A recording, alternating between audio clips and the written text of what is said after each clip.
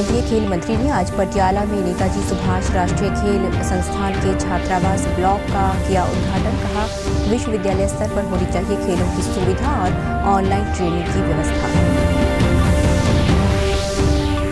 केंद्रीय वित्त मंत्री ने आज जीएसटी परिषद की 48वीं बैठक की अध्यक्षता की। उप मुख्यमंत्री दुष्यंत चौटाला ने वीडियो कॉन्फ्रेंसिंग के माध्यम से शिरकत कर कई महत्वपूर्ण मुद्दों पर रखी अपनी बात।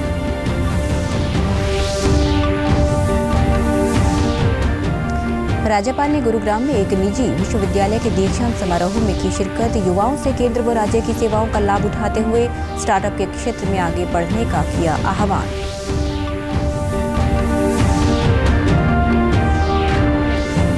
और हरियाणा यूथ गेम्स के तहत आज विभिन्न खेलों में खिलाड़ियों ने खेल प्रतिभा के दिखाई जौहर। प्रदेश सरकार द्वारा खिलाड़ियों को अंतर्राष्ट्रीय स्तर की दी जा रही हैं सुविधाएं।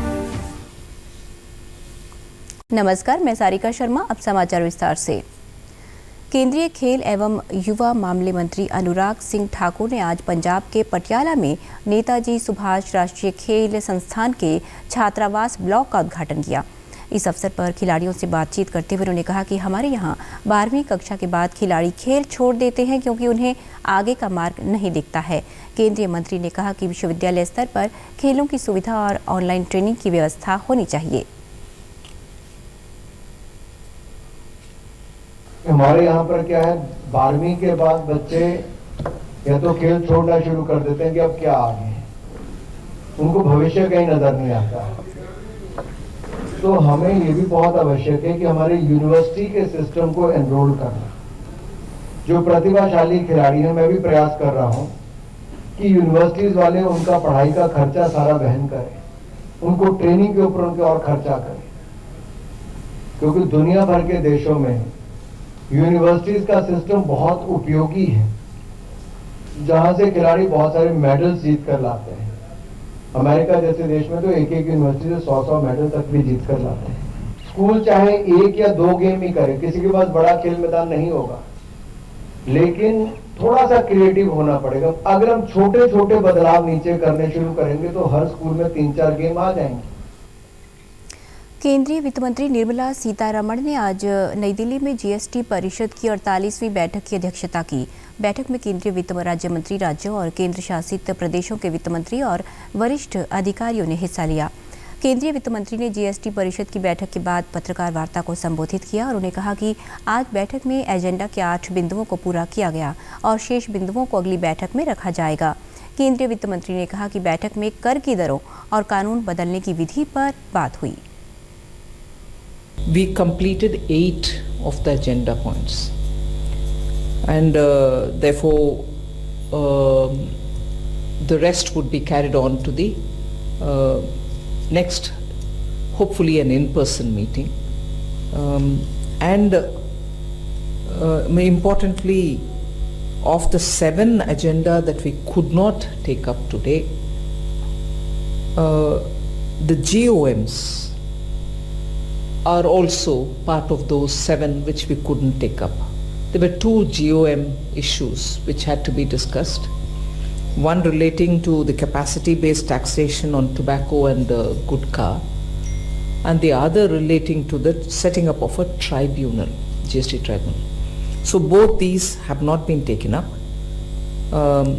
So leaving aside that, in sequential order about 7 agenda points were attended to, and one which related to data sharing. GST council की बैठक में हरियाणा की ओर से उप मुख्यमंत्री दुष्यंत चौटाला ने वीडियो कॉन्फ्रेंसिंग के माध्यम से शिरकत की और कई महत्वपूर्ण मुद्दों पर अपनी बात रखी। राज्यपाल बंडारू दत्तात्रेय ने आज गुरुग्राम में एक निजी विश्वविद्यालय के 5म दीक्षांत समारोह में बतौर मुख्य अतिथि शिरकत की। इस अवसर पर उन्होंने कहा कि विद्यार्थी जीवन में पूर्ण अनुशासन, समर्पण व लगन से ही जीवन के किसी भी क्षेत्र में सफलता पाने का रास्ता खुलता है। युवाओं से सीधा संवाद करते हुए राज्यपाल ने कहा कि व्यक्ति जीवन के अंत तक विद्यार्थी रहता है, इसीलिए जीवन में सीखने का भाव कभी ना छोड़ें। उन्होंने कहा कि शिक्षण संस्थानों को गुणवत्तापरक शिक्षा देने के लिए टेक्नोलॉजी, इनोवेशन व रिसर्च पर विशेष ध्यान देना होगा।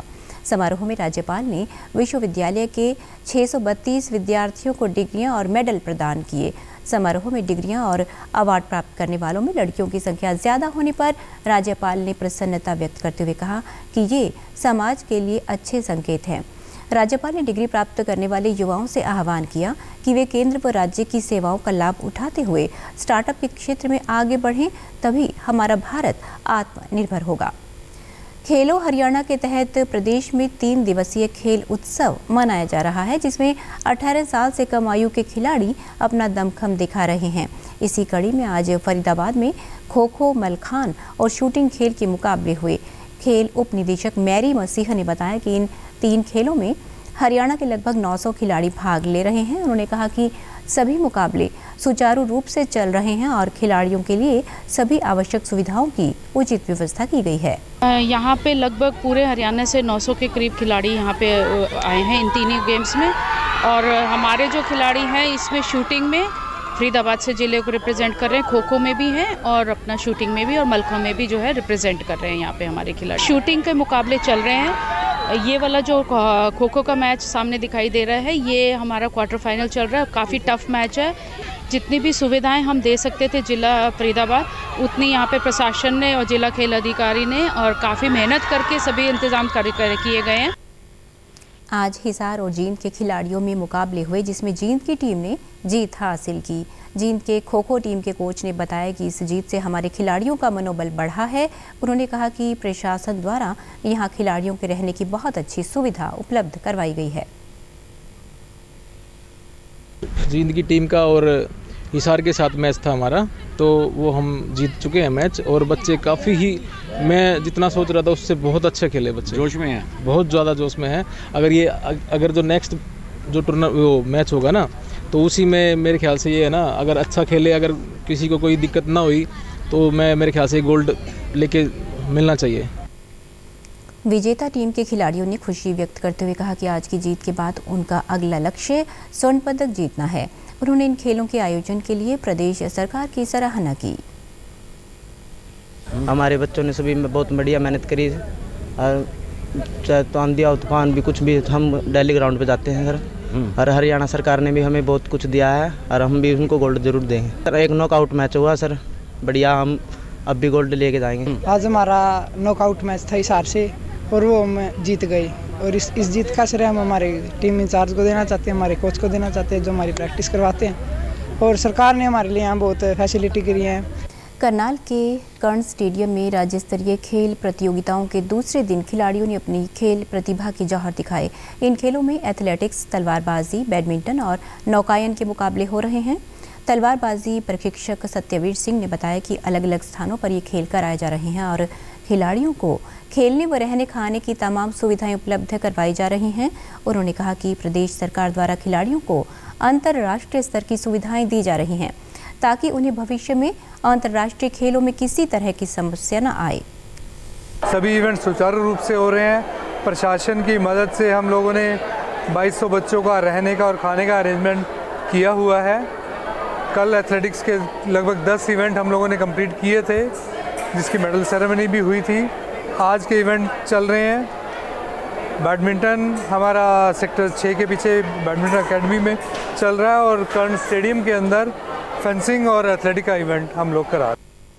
करनाल के मंडलायुक्त साकेत कुमार ने कहा कि हरियाणा खेलों में नंबर 1 है और यहाँ जो खेल करवाए जा रहे हैं उनसे खिलाड़ियों की प्रतिभा में और निखार आएगा। उन्होंने सभी खिलाड़ियों को शुभकामनाएं देते हुए अच्छा प्रदर्शन करने की बात कही। ये जो खेलो हरियाणा गेम है, जो प्रतिभाएं हैं हमारी, उन प्रतिभाओं को जल्दी पहचान करके उनका प्रोत्साहन हो सके और वो और अच्छे स्तर पे खेलने के लिए प्रोत्साहित हो सके, इसके लिए ये खेल कराए जा रहे हैं।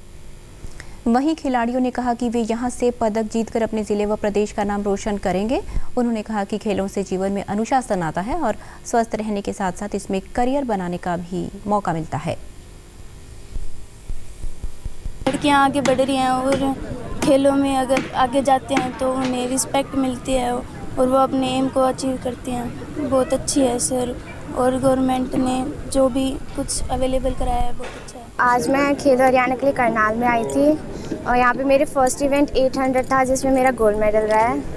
और मुझे बहुत खुशी हो रही है। अभी बस ये है कि मुझे वर्ल्ड चैंपियन बनना है और खुद का रिकॉर्ड बना के इंडिया को प्राउड फील करवाना है। यहाँ पर हमें किट भी बहुत अच्छी मिली है, तो हमें यहाँ सुविधा भी बहुत अच्छी मिल रही है। हम 400 मीटर, मैं 2 साल से यहीं मलकी सर पर वो कर रही हूँ, प्रैक्टिस में मलकी सर की स्टूडेंट हूँ।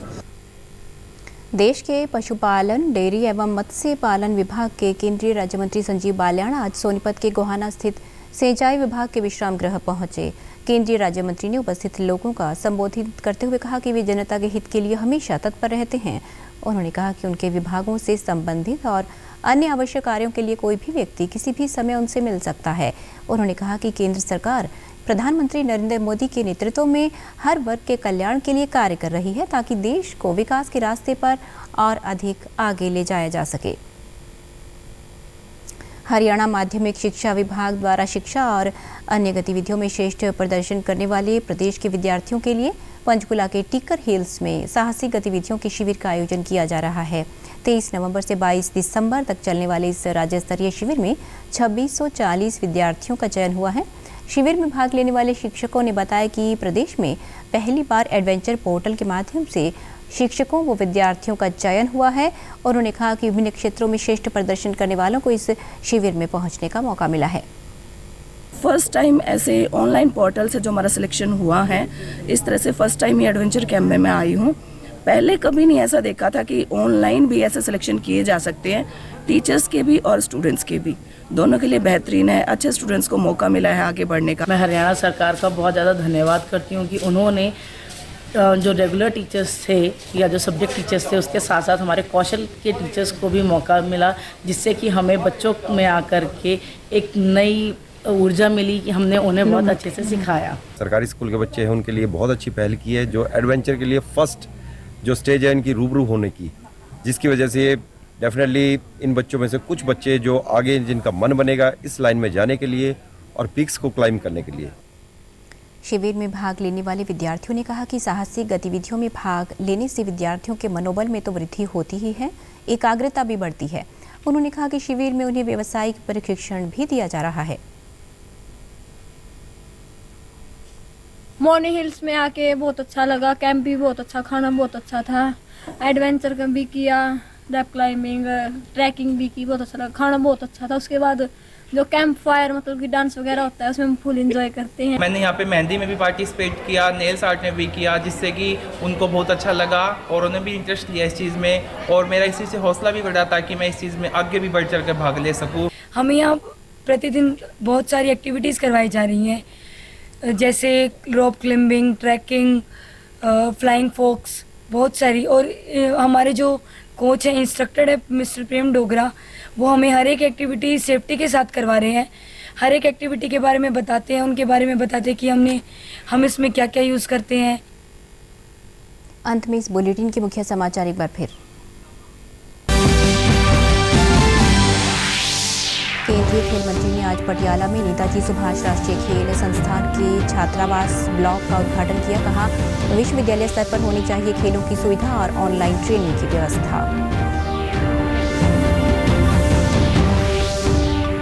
केंद्रीय वित्त मंत्री ने आज जीएसटी परिषद की 48वीं बैठक की अध्यक्षता की। उप मुख्यमंत्री दुष्यंत चौटाला ने वीडियो कॉन्फ्रेंसिंग के माध्यम से शिरकत कर कई महत्वपूर्ण मुद्दों पर रखी अपनी बात।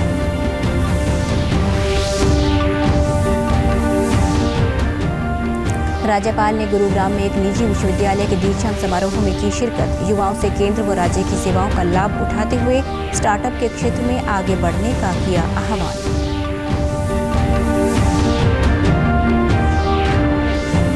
और हरियाणा यूथ गेम्स के तहत आज विभिन्न खेलों में खिलाड़ियों ने खेल प्रतिभा के दिखाए जौहर। प्रदेश सरकार द्वारा खिलाड़ियों को अंतर्राष्ट्रीय स्तर की दी जा रही हैं सुविधाएं। समाचारों में आज इतना ही। नमस्कार।